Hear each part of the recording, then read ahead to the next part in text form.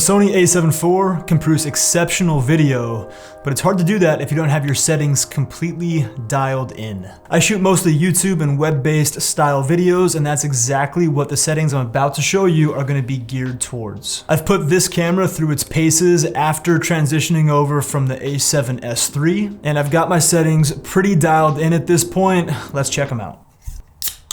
Cheers.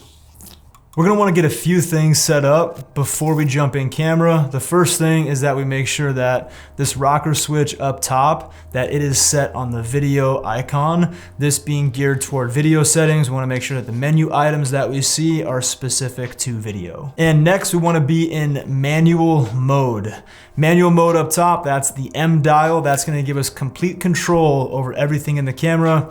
If you're newer and manual mode's a little bit intimidating, I can assure you by the end of this video, you're gonna feel great about it and nothing but confident. Now, the first series of settings that we're gonna jump into is going to be the My Menu system.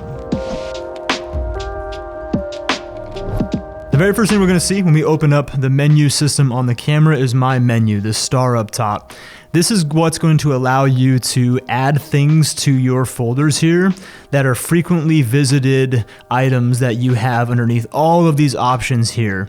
If you look at mine, you're welcome to copy these if you'd like to. I have 2 tabs in total. And as we go through this menu system, you might find some things that you want to add in. How you do that is you just go all the way down here to the bottom of your menu and you click on Add Item, and then you can scroll through everything in the entire menu system and you can add it to that slot. Let's say I wanted to put ISO there, then I would just click on ISO and I would add that in. My menu 1 is full, so I have to go down to My Menu 2, and I can add that right below aspect ratio, for example, and I can pop that in just like that. Under My Menu 2, and there's ISO down there. And as we go through the rest of these tabs here in the menu, you can set things that you think are gonna be frequent flyers for you. You can set that in your My Menu. But next, let's go through each one of the items. I might skip over some of the menu items only because I'm trying to keep this as short as possible while only hitting on the most effective and important items in the menu system that I use to be efficient with my camera and produce really good results. There are certainly other videos on YouTube where they're gonna break down every single menu item and exactly what it does. Those guys and girls are super smart. I'm not one of them. I'm just going directly straight to exactly how to make this thing functional for how I'm using it, and I think it's gonna help you a lot. As we go through all of these tabs, as mentioned earlier, I might skip on some of these items just to save some time. I'm really only gonna show you the ones that I use and that I change from the default settings in the camera.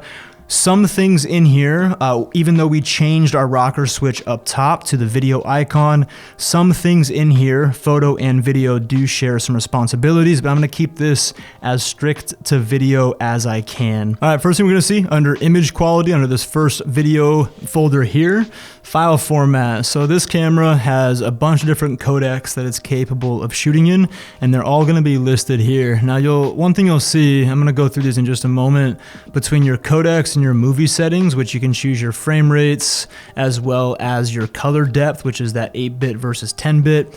In short, 10 bits, way better color depth. It's the one that I use as often as possible. And then the file size there on the far left, or the meg size, is going to be just generally like the quality of the file. Between those two, that's what's creating the codec of the file type. And there's trade-offs. Like every single one of these doesn't have the exact same frame rates that are gonna be available. And they also, some of them are gonna be shooting in a crop. There's a trade-off, like I mentioned. When I get to the memory recall settings in a later part in this video, I'll show you exactly what I've chosen to use and the combinations of them, but let's go through them generally speaking. At the bottom, XAVC SI, HD and 4K, HD 1080, 4K is 4K. SI is arguably the highest quality file type. I have a hard time seeing the difference personally when it comes to web-based videos in particular, but if you want to be shooting in the highest quality possible in this camera, you're going to want to be shooting in SI. However, it does come with a cost. They are large files, and they're gonna eat up SD space and SSD space pretty quick. XAVC-S it's been around for a while, Sony's general codec, and you have that in both 4K and HD. This is one that I use pretty frequently. The file sizes are much smaller than SI, and again, I think the quality is pretty negligible.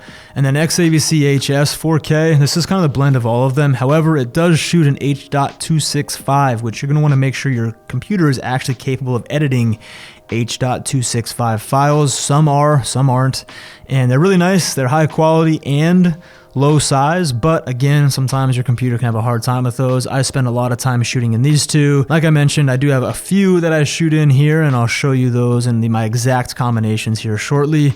Movie settings, your frame rates will change depending upon, well, you'll either have 24, 30, 60, 120. You might have all four of those available or just a few depending upon what you've chosen previously in the codec that you're using. 24 and 30, these are your basic regular speed settings, and then 60 or 120 would be like your slow motion.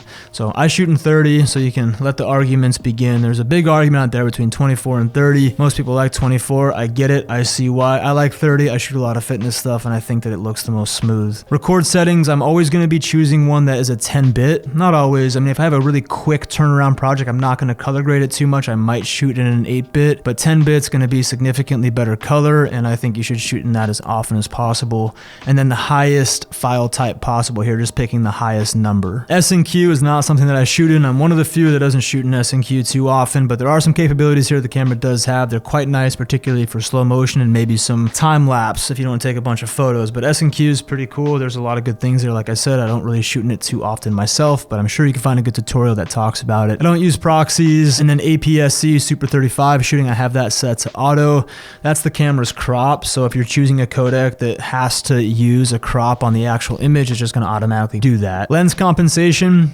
This is the camera's computer knowing what lens is attached to it, and then it can create algorithms to compensate for certain lens character. I'm not going to say flaws, but every lens has some character about it. The first one being shading compensation. So every lens is going to have a natural vignette. That's that like light opacity and a circular around the frame, and you can set that to on, and the camera can essentially overcompensate for that. But I think it's really easy to fix that in post, and I don't want the camera guessing on that and messing with my image too much. Plus, I think a natural light vignette is fine. Chromatic aberration compensation, that's the fringing on your highlights. Some lenses will produce like a magenta or a green fringe on the highlights, and I don't want the camera, again, guessing on that and messing with the color, so I leave that set to off, and it's in video in particular, it's usually pretty negligible. Distortion compensation, however, I'm a bit Hippocratic here in that I leave this set to auto. Every lens is naturally going to have like a pin cushion in the center of it. Depending upon the lens and the focal length, it'll be more profound than others, but I have this set to auto. I found the camera does a pretty good job in straightening that out, although it's usually such a minimal thing anyway. If you find your images being weird or you don't want your camera guessing at all, which I totally understand, you can just turn that off. Format, this is how you format your disk, so whatever disk you want to format. This is how I delete my disks and wipe them completely as opposed to deleting image by image. But of course, you want to make sure that before you hit enter, you have all the footage off of that disk, because that would be a problem. I've done it, it's a terrible feeling. Record media settings, you're essentially telling the camera where you want to put media. You're saying you want to put photos in slot 1 and videos in slot 2. You can just change that here, or you can simultaneously record everything to the same slot. I keep both of mine on slot 1. I mean, if I was going to do a shoot where I was taking a ton of photos and a ton of videos at the exact same time, I'd probably put photos in 1 and video in 2, but I'm typically shooting either photo or video, or like a small amount of each, and it's usually not a big deal, but you can organize your media pretty quickly there. Auto switch media, you want that turned on. That means when one card fills up, the other one takes over immediately. You can see the issue there if you don't have that set to on. In camera, I think it naturally comes set to off. Recover image and display media, I don't change those. File setting, you can go in here and like customize how your files like look, like C0 or C1234. Like your files are going to come out as like C001, and you can like go in here, and if you want to change that C to like your initials or something different, you can just change that for your file type, and you can reset the counter whenever you want to. Exposure control type, I have this in PASM mode. Look on the top of your camera, you'll see PASM. That means that when you're in manual mode, you have full flexibility over every setting in the camera. If you have this set here and you're wondering why you can't change the settings, it's because you probably have this selected for expand or flexible expand mode as opposed to PASM. Camera set memory, we're going to be spending a lot of time here. The camera naturally has 3 slots, both for photo and video, for a total of 6.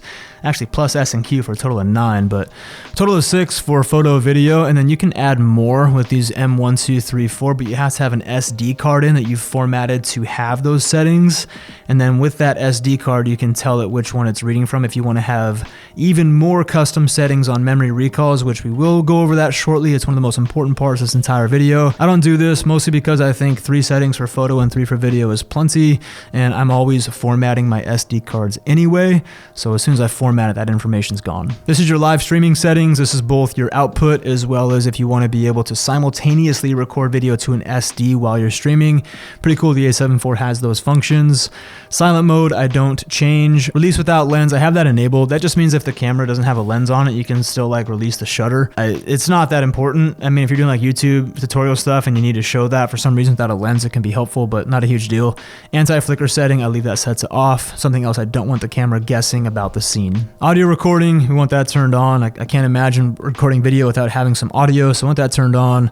Audio record level, this is where you would change the actual levels here that the camera is getting from a gain perspective and how loud it's making the audio. We have that in our custom settings. We'll come back to that shortly. Audio out timing, I have that set to live. I don't think I changed that at all. Wind noise reduction, I did change. I turned this off. It comes in camera, I think, set to auto. And that's going to be if the camera is sensing some wind, it's going to kind of change and distort the audio. Not something we want the camera to do. Can't really fix that in post. Hopefully we just have a good situation when we're recording audio in wind, but I don't want the camera doing any of that and messing with audio. Audio level display, want that turned on. Essentially all that means if I look here in the bottom left on the screen, that's my audio display down there. All of these settings I don't use. Steady shot, there's 3 different things the camera can do here. Well, you can turn it off completely, so I guess 2. This is the camera's IBIS, in-body image stabilization, and the A7 IV, the standard version, isn't wonderful, but when you go to active, this is how you're really gonna smooth out your handheld shots. It's using some digital image stabilization. However, it is gonna give you a bit of a crop on your image. If I'm doing anything handheld, I usually have that active selecting. Sometimes in like super slow motion, like 120, I'll leave it set to standard. And I do have it off sometimes for like if the camera's on a tripod. I usually just turn that off completely, but I have custom mapped that in my function menu. We'll take a look at that shortly. I do keep steady shot adjustment set to auto. Turn it to manual, then you got to choose your focal length of how long your lens is, and I just think the camera does a great job in auto, so I leave that alone. I don't use any of the zooms. The camera is capable of doing some digital zooming. However, I do that mostly with my lenses. Grid line display, I want this turned on in camera here when you're on your actual screen. You can't see it because of my recorder right now, but you could have your rule of thirds as well as some diagonals up here. For those of you wondering, no, when you see those lines on your screen, like when you actually shoot a video, it's not going to be in the end product, but it's more so a guide for the person operating the camera to be able to have some leading lines or some rule of thirds. So I have those turned on, and then the type that I use is diagonal plus square grid, but you can find which one you like. Emphasize record display. So on your camera, if you back out of here and you hit record, and you don't see a red box around the screen, the red tally indicator, that means that you have this setting turned off. When you turn it on and you hit record, you'll get that red tally indicator around the screen. Simply just another notification for you that, hey, we're recording right now. So nice and obvious. I like that one. It's cool they did that. All of these I don't use. Okay, moving into auto slow shutter, I have that set to off. I don't want the camera guessing on any type of like shutter speeds or anything, so I have that set to off.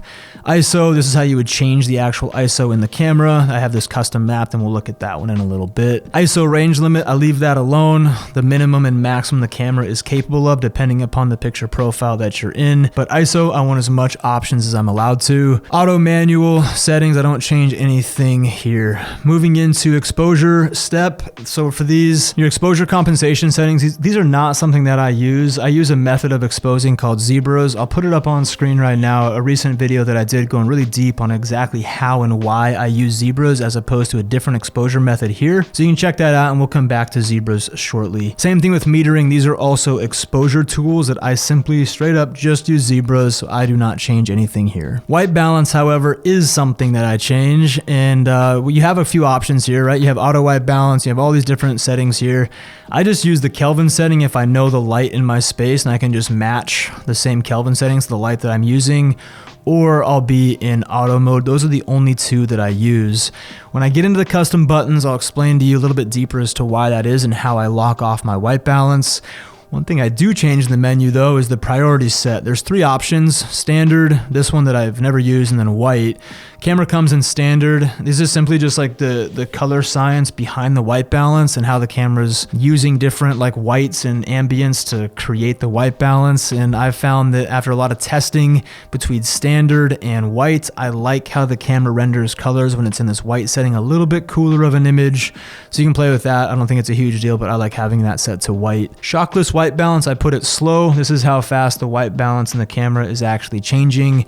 If I'm in a setting where I have it the white balance not locked off and it's just dynamically changing with the colors of the scene, I don't want that to happen quickly. I want the color transition to be slow, so I have that set to slow. Dynamic range, I have that set to off, and creative look, we have that set to off as well. Those will be available if you don't have a picture profile set, but because I do have one on, those aren't available right now. But regardless, I don't change the creative look and I don't have a dynamic range optimizer turned on. This is where you access your different picture profiles. We'll get to that one when I get to custom buttons. Soft skin, I keep off. If you're gonna use it, I would say like low, maybe medium, but you can look pretty plasticky pretty quick here. So I would just kind of do some testing with that. But I typically have that set to off. But if you like how it looks and it doesn't look like it's overdoing it for you, like smartphones usually do this, and I think they overdo it a little bit, so I keep that set to off. I think you can do any type of like vanity stuff like in post, but off is usually the way to go there. Zebra display, this is how you're able to turn your zebras on or off. As mentioned before, this is my preferred method. I have a lot of custom buttons around the zebra stuff, so that's how you turn them on or off, and this is how you actually set your zebra levels. That'll make a lot more sense if you don't know what I'm talking about when I get to my custom buttons, as well as if you check that video out, you'll make a lot of sense. And the zebras thing is something more people should be talking about because it's a really good way to get exposure. Focus mode, you have an option here between continuous autofocus or manual. I have that custom mapped. We'll look at that button shortly, but continuous, the camera does the focus. Manual, you use the manual focus ring on the lens to get focus. Most of us are going to be in continuous autofocus. These two are things that I change pretty frequently. Autofocus transition speed, this is essentially how fast the camera is going to be recognizing a new focus point. And this one is once it finds that new focus point, how quickly it's going to shift over to it. So my transition speed for like a talking head style shot or anything in like 24 to 30p, I have that pretty low. Typically we get a new camera, we want to see it like respond really fast to focus. Slow is not slow by any means, just a lot more natural. When I have these things cranked up, both for this one and for this one, this is where I was getting a lot of like lens breathing. That's where like the edges of the frame kind of pulse. But I found when I keep these really low, I don't get that pulsing and my autofocus is plenty fast. If I'm in a slow motion shot, I might crank both of these up a little bit, rarely at the peak, but I'll crank them up a little bit for something slow motion because the action's usually faster. I need the focus to keep up it a little bit more rapidly. Autofocus assist, I have that set to off. Focus area, this is where you can change your different types of focus areas in the camera. You might see more options when you go into yours. That's because you probably have all of these selected, which is fine. That way, when I go back here, I have a lot more options to choose from. Wide is the camera's gonna be looking for anything on screen to grab focus. If there's a face and you have face priority turned on, I'll usually grab a face. Zone is you're gonna be telling the camera which area and only in that area do you want there to be focus. And center fix is just gonna fix in the center of the frame there. Keep doing that. And then you can change your small, medium, or large size box here, and you can use that if you want to use that. And then you also have the ability to do an expandable spot, which is like a medium size, and then it kind of grabs like anything within the radius of that expanded spot there. On my end, I typically only have these options available because those are the ones that I use most frequently. You just saw up on screen there, my focus area color is white. You can change that to red if you prefer. I don't change this and I don't change that. As mentioned earlier, if there's a face in screen, I want the camera to prioritize that face 9 times out of 10. You can change what type of face you want it to grab. If you're doing wildlife stuff, or obviously you want to have these set, I just use it for humans for me like 100% of the time, so that's where I keep that. And then you can change which ones of those you see available when you pop that screen up if you'd like to. I just typically set it to human and move on with my day. Right, left, eye select, I don't care. I let it be auto, and then I leave both of these on. Focus mapping, the camera's capable of creating a different type of focus map. It's pretty cool that the A7 IV did this. It's kind of a higher end focus feature. I keep it off. I run autofocus pretty frequently here, and when I do manual focus, I just use traditional manual focus peaking for that. So you can check that out. It's kind of cool. It does a cool display. I'm not going to show you. When I've been showing that on this recorder, it keeps freezing out my Ninja 5, so I'm not sure what's up with that. So I'm going to leave that off. Focus magnifier, that's just going to be your ability to actually zoom in on the actual image here. If you want to crank in and really get focus, that's how that works. These are all manual focus settings I don't use too frequently. I use them as default, and it usually works pretty well when I'm manual focusing. Peaking display, if I were to turn that on, I'm not sure if this shows in the recorder, I don't think it does, but this is where if you have a peaking display, that's just showing you with, depending what color you choose, I have red little like dancing ants around what's in focus, but I usually actually keep that off and just trust my autofocus. Peaking color, I have that set to red. That just allows me to see what's in focus better than these other colors in my experience, but that's all preference. Playback, I don't change anything in playback at all. These are all left alone. Actually, I do change one thing, delete pressing twice. So if you press that trash can twice when I'm in a preview of like an image or a video, this is naturally in camera. When it comes out of box, it sets it off. I turn this on, you can see what it does here. It just means when you tap that button twice, it deletes something. So I was talking about earlier, I typically format my discs to delete everything off of them, but sometimes if you just have a shot you don't like, it's really quick to hit play on the camera, double tap the trash can there, delete it without having to confirm the delete every single time, but I usually format and I don't delete very often.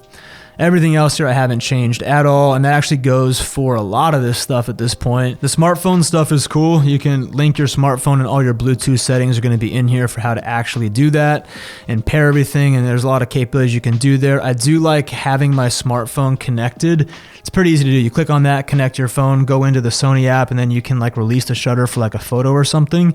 That's pretty cool. I do like that. However, I don't have these available. When you're going through your camera, you'll likely not have these grayed out. I have them grayed out because I'm currently in airplane mode, but there's not much to show there. You connect your smartphone, click on it, follow the steps, and you're in. You can change like what type of images from a photo perspective the camera's sending to your phone after you take a shot, but not a lot that I changed there besides simply when I want it on, I turn it on, take my camera out of airplane mode and connect my phone and get like a photo. I do not change anything through any of these Wi-Fi or any of these Bluetooth settings whatsoever. Airplane mode is something that I turn on. This is just turning off Bluetooth and Wi-Fi to the camera, which ultimately just saves battery. And change your camera name, and there's other things here that I don't change. Language, obviously, and then if your camera didn't get the right time, date, all that, you can change that there. This is selecting depending upon what type of the pond you're on. You can change to NTSC or PAL. If you got your camera in the right country, you're probably set there. But if you got your camera in the wrong country and you're used to other frame rates, you need to change this and get your frame rates and stuff that you want to be seeing for your country. You can completely reset your camera or do some save load. I haven't done any of that before. These custom keys and function menu settings are really important. They're ones that I have mapped over to my menu. You probably saw those earlier.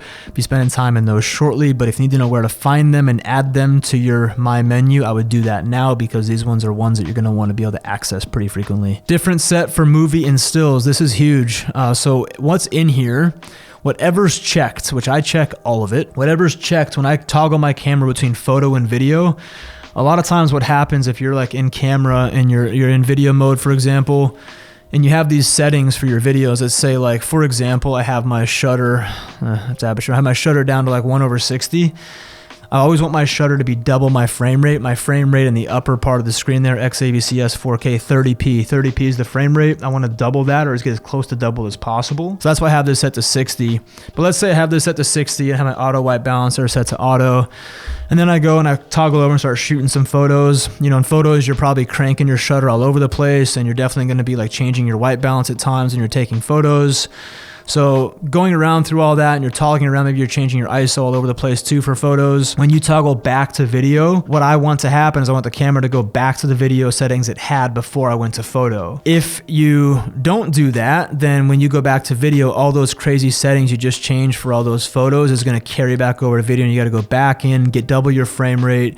Maybe you want to go back and get your white balance set to how you had it, and you got to go through and do all that. However, when you have all of these checked, that means that whatever you're doing in in video for these settings, when you toggle over to photo, change all those settings and come back, they'll be where you left them for video. So I check everything there and it works really well. I'm very glad the A7 IV has that capability, just like it did in the A7S III. Screen display settings, I leave those alone, but if you want to go in and you can, when you're cycling through the display on your camera, you can turn certain things off or on that you don't use. I just leave them all set. Record with shutter, I have that set to on. Yes, this camera has a red record button on top of it. I'm kind of used to from the A7 III using the shutter button that we would use to take a photo to start a video. So I have two options to start video. I don't think it's a huge deal. But if you're finding yourself hitting that and stopping recording, I would maybe turn that off. Zoom ring rotate, if you have a lens that allows you to customize your zoom ring, you can do it there. Custom key dial settings, we'll come back to these when we get to our customs, but they're just the actual wheels that we can customize as well, which is pretty cool. Don't change anything there. Touch operation, I have that set to on. You can, if you're finding yourself tapping the screen and getting too much action when you're filming and you don't like what it's doing, you can turn that off. But I actually rarely use touch. I use that to only lock on for focus, which if you do what I do here, touch operation on, touch panel only, then when you go to touch your screen, when you have something you want to focus on, it'll actually lock on. I do that pretty frequently. Touchpad settings, I haven't changed those at all. Screen reader, no changes. Selector, finder, monitor, I have it on monitor manual. Your camera will come in auto, and if you like hold your camera up to your eye and then the screen turns off because it's assuming that you're looking in the viewfinder, that's why that's happening. If you have it set to viewfinder, it means it'll always default to all the displays being in the viewfinder. Your monitor will be turned off by default. I have this set to manual, and if I ever want to look in the viewfinder, I have that custom keyed and I can just toggle over to look at that, but I don't want the camera, if ever there's something in front of my viewfinder, just turning off my screen. So I have that set to monitor manual. Monitor brightness, I have this at sunny weather. The A7 IV screen is not wonderful, and it's one of its downfalls, but it's I'm gonna get the most out of it, make it as bright as possible by going to sunny weather here. Downside there, it'll kill your battery. What I found, keep your camera in airplane mode, and it kind of negates that a little bit. Finder frame rate, I leave that alone. I don't change anything here. Gamma display assist, however, I have it set to off right now. If you're shooting in like log or something and you want to see the image in camera with more saturation and contrast, you can turn that on. I have that custom mapped. We'll look at that shortly. No other changes here. As I go to auditor monitor off, I have that does not turn off. I don't want my monitor to ever turn off on me. Power save start time, I have that set to off. Downside there, if you forget to turn your camera off, you'll kill your battery. Positive side there is that your camera's not going to go to sleep on you when you're recording. I leave that as both linked, and then this auto power off temp, I set that to high. Don't worry, your camera won't overheat, but if you want your camera to run longer without making you shut down, set that to high. Volume settings, these are for playbacks, I don't change those. USBs, I leave these alone completely. HDMI, I'm using an external monitor right now, so I'm not going to change these, but if you're using external monitors, you're probably going to want to look up best settings for your monitor and how to actually get good resolution here. Video light mode, no changes. Anti-dust function though, this is where shutter when power off. A7 IV can actually shut the shutter when the camera's turned off. Still want to protect that shutter, you don't want to just like let it go without a cap on it, but that's how you get that shutter to drop when the camera turns off. And here's how you would clean your sensor as well. If you want the camera to shake around and flick some dust off, you can find your versions here, and that's going to cover our menu system. These guys are killing it when it comes to music and sound effects, all copyright free, and I've tried all the platforms out there. This one by far is showing a tremendous amount of value. The price is super good, so if you need copyright free music for your YouTube videos or your social media videos or any other videos that you're doing, you gotta check out Audio, and you can save even more cash with the link down below. We'll keep that music going, and we're gonna go into the next section here, which is customizing our buttons and dials. This is a very important thing to get right if you wanna be efficient in navigating your camera. Let's move into our custom settings. So where you can find that down here, I showed you earlier, but your custom settings are located here. But what I have that mapped to, if I can get there, what I have that mapped to in my My menu, I have my custom settings here. So we're talking video today, so let's go into my video custom key settings, lifting up under the hood and showing you exactly how I run this thing. So up top here, I have my auto white balance lock toggle. That's my AEL button. Why that's really important is, let's say I'm in a scene and I have my camera right now is set to auto white balance. and I want to let the camera give it a few seconds to get the colors and the white balance of that scene. And then when I tap this AEL button over here, you can see the auto white balance lock down below. I'm going to just point to that button, or that indicator down there says my white balance is now locked. Until I hit AEL again and unlock it, now the camera is using its own white balance again, but I'm locking that off pretty often, telling it not to change white balance after it's already got the scene. When I go into a new scene, I'll turn it off, let it get that scene's white balance, and lock it off again. It's usually pretty close. I've been happy with it, but I have my C1 button. We'll see that in a second. I just tapped it. I have that mapped to my white balance, so I can actually go in and change if I want to do something different. Maybe I know the light Kelvin setting in the actual space, and I know it's 5600, for example. I can just select that right there. But I'm usually in white balance, and I use that lock feature pretty frequently. It's a nice hack. At least in my style of shooting, I don't need gray cards or anything to get perfect white balance. I'm usually pretty happy with how the camera does. Number 2 is AF on. That simply just means that's my AF on button. That just means that, like, if the camera's not grabbing focus and it plays fast enough, if I just tap that button, you'll see it turn green. It's saying grab focus as soon as I tap that wherever my selector is. White balance we talked about. Audio record levels is button number 4 in this case, the back of the camera, C3. That's my audio record levels. I want to be able to access audio record levels when I'm shooting very frequently. That's why I have that mapped there. And then number 5 is my gamma display assist. You're not going to be, and that's the trash can button on here. You're not gonna be able to see it on this audio or this video recorder that I have here, but when I have this on, you can see assist S-Log 3. You have to be in S-Log or HLG for the assist to work. So if you're trying to turn that on and your camera's in like regular movie mode, it's probably not gonna show anything. But a flatter picture profile, when you have that turned on, it will show you a preview of what a more contrast and saturated image looks like. I use that one pretty frequently. Next tab, I use focus area for this joystick. That's critical. So this joystick, the one with like the grip on it, when I push in on it, I get access to my focus areas, the ones that we looked at earlier. Yours might have more options here. I like having that here because once I select, let's say zone, for example, I can then use that same joystick to move the zone around. So I have those set in the exact same place and can mess around with my focus pretty quickly. Zebra display selector and zebra level. So I have the center button here on my wheel set to zebras on or off. Can't emphasize this enough. Go check out that video. It'll change your life. Maybe not your life, but it'll certainly help you expose your images better. And then once it's on, if I tap left on my wheel, I can now set the values. That's a really fast way just to get my zebra management up and going. Button number 4 I have not set. That's because I have my ISO, or I have my wheel set to ISO. I'll show you that in a second. And when I'm spinning that wheel and spinning it to the right and increasing my ISO, for example, I don't want to accidentally push down and get access to something I don't need or have the camera do something. So I have that set to not set. And then pushing down on my wheel, that's what's going to pop up my picture profile settings. Up top, my first button, movie shooting, that's the red circle. I want that to be movie shooting, obviously. And then number 2 is my autofocus, manual focus button. So if I'm just toggling between wanting to be in manual focus or autofocus, that's how I toggle there. If I have a lens that has a custom button, I will map that to eye autofocus. And then my wheel, I have all my wheels linked. That link over there means it's linked to my same camera settings. So I'll show you that now.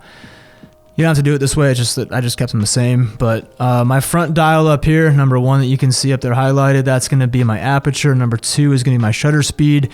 I changed this one from exposure compensation because I don't use exposure compensation to expose. I changed that to Kelvin.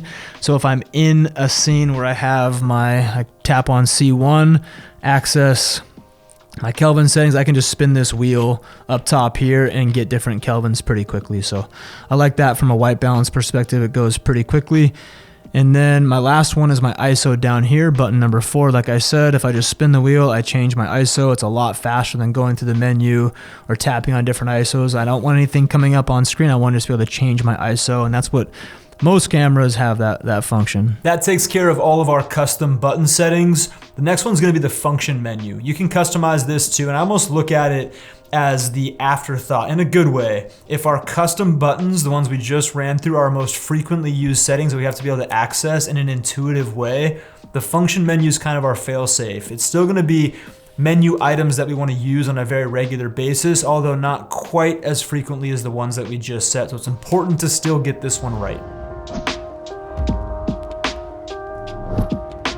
function menu settings, photo up top, video down below.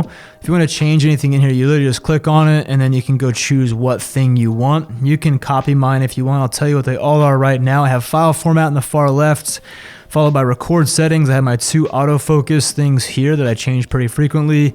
Peaking display, soft skin, touch operation. That's going to be my record media settings, like where my media is being stored.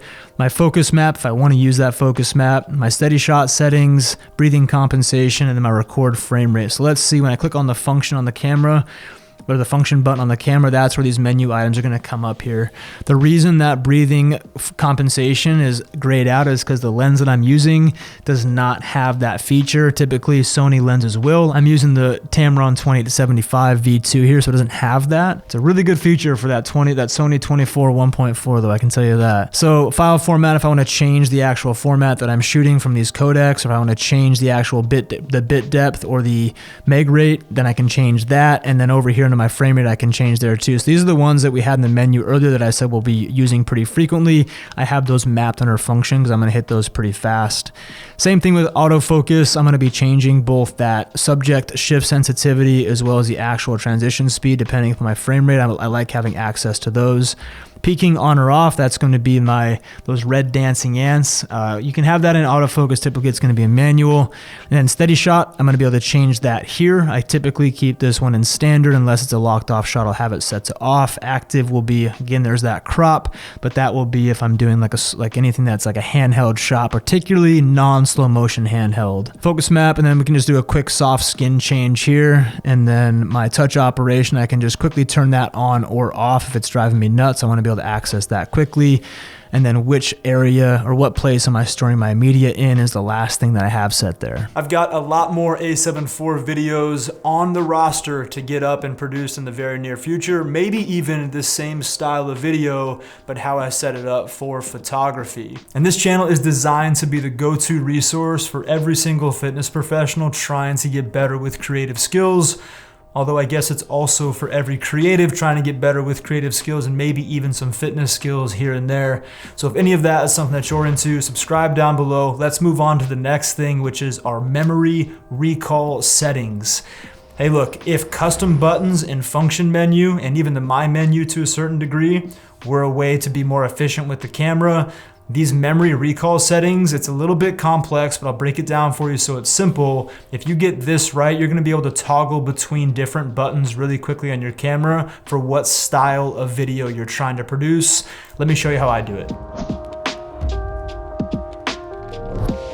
Let's move into our camera set memory. So once I click on this is how I'm gonna be setting between 1, 2, and 3 different style of shooting, so that my shutter and my frame rates and my stabilization, my audio levels, I'll be different. If I'm doing like a vlog style shot, that's what I have for my number 1 versus something slow motion. A lot of stuff's gonna be the same, but my slow motion, my autofocus is gonna be faster.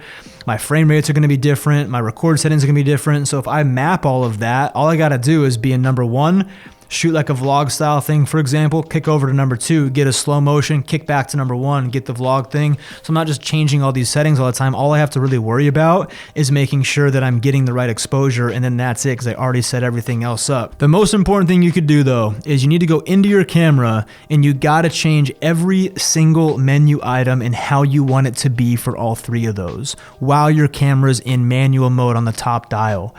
Change everything, your custom buttons, your function menus, everything, how you want it to be for all 3. Once you're done with that, you gotta identify what do you want each of those settings to be. I'll show you mine in just a moment, but here's how you change them.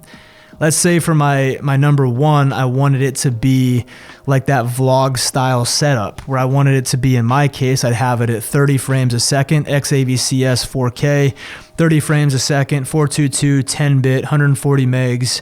I want my shutter to be at 60. I want to make sure I'm always starting with my ISO as low as it can be for the picture profile that I want to use. I want that to always be white balance. I want it to be zone right in the center.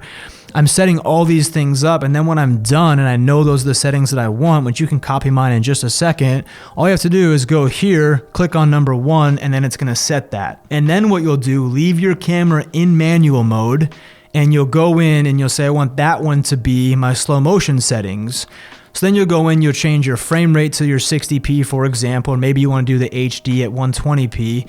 You change that, you would change your actual like drive speeds. You want to bring your sensitivities up on like your focus speeds, right? You change all these things where you want those to be, and then you might want your, maybe for that, you want your focus area to be like in a spot, and you want to always start in the center, for example.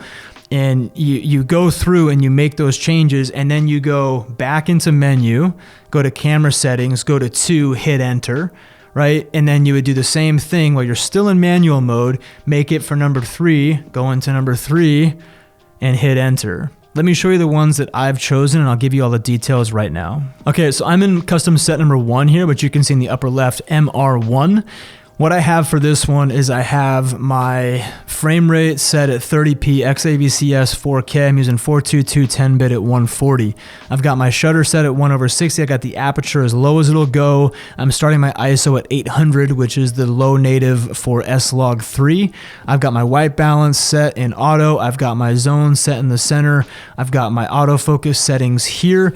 I have my audio set to, I typically have this set around 4 because the mic that I use for the 4 gain on the camera tends to be the best audio settings for the mic, but I turned it up so I can sync my audio for this video. But I usually have that set around 4. That's my vlog style shot. Let me show you my setting number 2, which is my slow motion setting. For my memory call reset number 2, which you can see upper left MR2, this is my slow motion setting. I've got my shutter at 1/125 because my frame rate at the top is at 60p. Aperture as low as it'll be. ISO, same thing, native 800 for S-Log3. Got white balance set to auto. My audio levels don't really matter for slow motion. And you can look through, like I've got my autofocus, these set to my faster speeds, and then that's all mapped over. I'm shooting this one in XAVC-SI HD 60p at 422 10-bit. I'm not doing 4K for 60p because the only options for that give me quite a big crop. And I've found that even shooting this, and this is the only codec, the XAVC-SI, that allows me to have 10-bit color for slow motion without a crop. The other codecs in 60p for 4K are going to give me a crop. So that's the trade-off that I've chosen to go with. I can tell you, even the 1080 footage from this camera is outstanding, so I like that a lot. If I absolutely had to have 4K, I would change this to a 4K setting and accept the crop that it was going to give me. My memory recall number 3, let's take a look at that. For memory recall number 3, it's a little bit different. I have this back on 30p. This is my talking head style shot, so I literally just have this camera locked off, and a few things are going to be different for this one. Number 1, my talking head stuff, my white balance is typically going to be 5600 because I have controlled lighting. Besides that though, it's very similar to my vlog style shot. I'll typically have my audio turned up on this one a lot higher because I'm using the camera's audio to use as a scratch track for syncing my audio later. My autofocus speeds are the same ones we talked about earlier. And I'm typically on this one, actually almost always have this turned off. I don't know why I have it set to standard right now. It's typically turned off. Back on my slow motion setting, I forgot to show you this, but had that set to active because it's usually a handheld slow motion shot. And this one I shoot at XAVCS 4K 30p 140 422 10-bit. A little bonus here, I'm gonna show you how to get a 4th memory recall, quote unquote. Let me take a look at that real quick. So if my memory recall number 1 was like my vlog style shot, memory recall number 2 was my 60p slow motion. You could choose something different there if you wanna go with 120. And then my 3rd one was like a locked off controlled lighting setting. I'm back here in manual mode. And if you think about it, if you're using 1, 2, and 3 all the time for the most frequent shots that you do, in your manual mode, if you set this one up, for example, XAVCS HD 120 at 4208-bit, not a wonderful codec there, but now I have this setting 100% ready to go. I've got my autofocus speed set, and this is in manual, and just my M setting. If this is my 120p setting for even further slow motion, it's good to go because I'm never going to change it, because if I'm in custom set 1 for like a vlog style shot and I just change exposure in there and whatever, then if I want to go back to M to get a 120 shot, then this is kind of my fake 120 frames a second custom memory recall number 4. But kind of a bonus there, you don't have to do it that way, but that's a way that I found to get 4 memory recalls as opposed to 3 out of this camera. One thing is that all of my video settings that I ran through for my 120p, for my custom 1, 2, and 3 memory recall recall settings, you notice I had all those in S-Log3, which I have mapped to PP1. Doesn't matter where it's mapped to. I would encourage all of you, if you're new, don't worry about S-Log3. Don't worry about any picture profiles or creative looks on your stuff. If you get really good with exposure, I'm gonna plug my zebras video again. If you get good with exposure, white balance, focus, and framing, your images are gonna look way better than somebody who kills it with S-Log3 literally 10 out of 10 times. So get good with those basics first. But once you want to get into S-Log3, I'll pop it up on screen. My most recent S-Log3 workflows that I did from in camera all the way through the grade. Did that on the A7S III. My workflows for this camera, the A7 IV, are the exact same.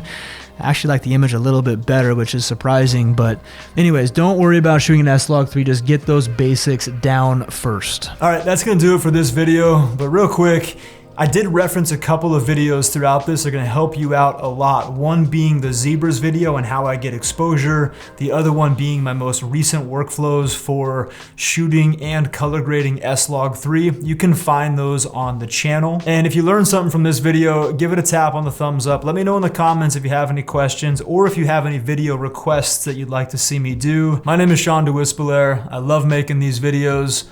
Even the complex and complicated ones like the one that we just ran through.